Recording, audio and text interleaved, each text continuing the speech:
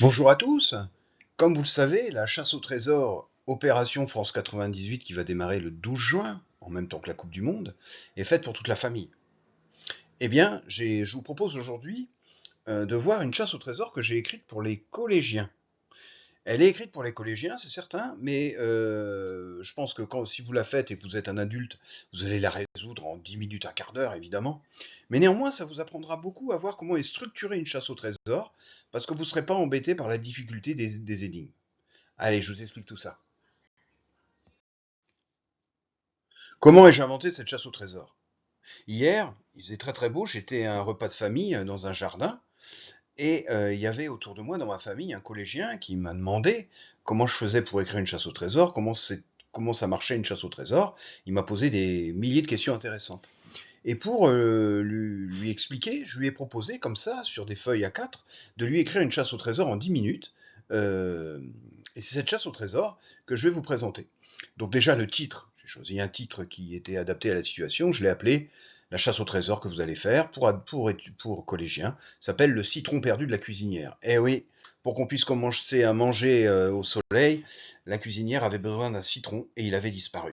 Donc j'ai choisi un citron en plastique, bien sûr, et je l'ai caché dans le jardin.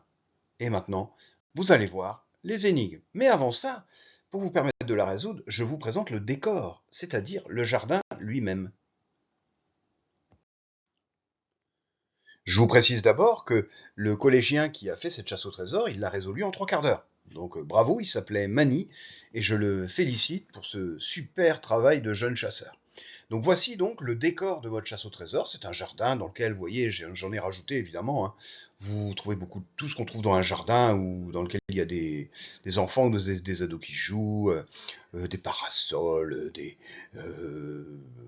balançoires, une voiture parquée, tout quoi, hein. Bon.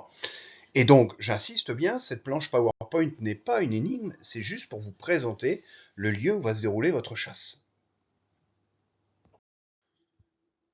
Dans toute chasse au trésor qui se respecte, il y a toujours, la chasse commence toujours par une énigme de l'ordre.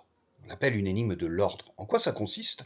C'est que dans la chasse au trésor que vous démarrez le 12 juin, eh bien les énigmes ne vous seront pas données dans l'ordre. Ce sera à vous de découvrir dans quel ordre il faudra les traiter pour arriver au lieu final d'enfouissement. Et donc ça, c'est la première énigme que vos enfants, vos collégiens auront à résoudre. Dans quel ordre faut-il classer ces 4 images pour traiter les énigmes dans le bon ordre et arriver au lieu d'enfouissement? Dans les diapositives suivantes, vous allez voir les 4 énigmes qui composent donc cette chasse au trésor. Et je vous les présente en vous mettant un petit jingle sonore. On se retrouve après.